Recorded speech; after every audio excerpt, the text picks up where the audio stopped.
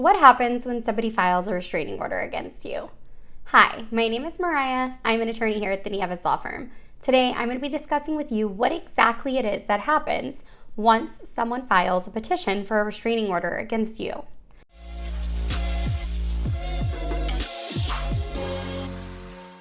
The first thing that happens is going to be your notification.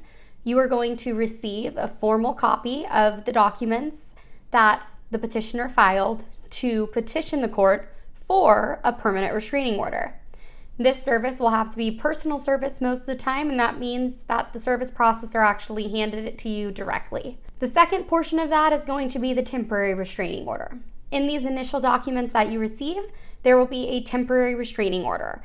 If granted, typically this restraining order is going to restrict you in the ways that it normally will say. You cannot contact the person that is filing the restraining order, and you cannot go near them. Typically them, their person, their home, their school, their car, etc. And this temporary restraining order is the notification to you of exactly what it is that you can and cannot do, and it becomes applicable, and it starts restricting your behavior as soon as you are served with those documents. The next part of this is the court hearing. Additionally, in those initial documents will be a court hearing, and it's going to give you a notice to appear. It's going to tell you where you have to be at what time on what day for the initial hearing. Until the hearing, you must comply with the temporary restraining order, and if you do not, you can potentially face criminal charges for any violations of that temporary order. So it's very important that you understand what exactly the temporary restraining order, if granted, is telling you you can and cannot do. The next step is then the court hearing. And the court hearing is going to schedule this court date usually within a 21-day period of the filing of the petition.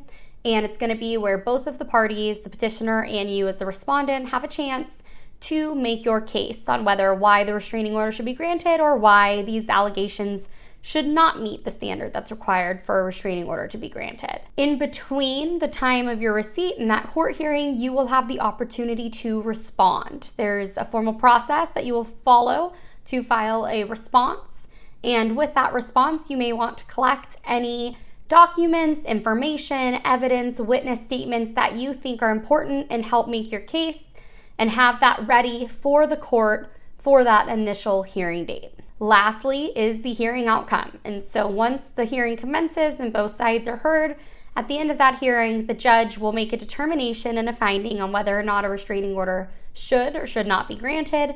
If the restraining order is granted, you will then need to have a full understanding of what exactly the permanent restraining order is restricting you from, so you can ensure that you are following that restraining order and not violating it from that point forward up until it expires. If you've been served with a petition for a restraining order, or you're in the middle of the process and you need assistance, feel free to reach out to us here the Nieves Law Firm. We would be more than happy to give you a free consultation and help you navigate this potentially difficult situation.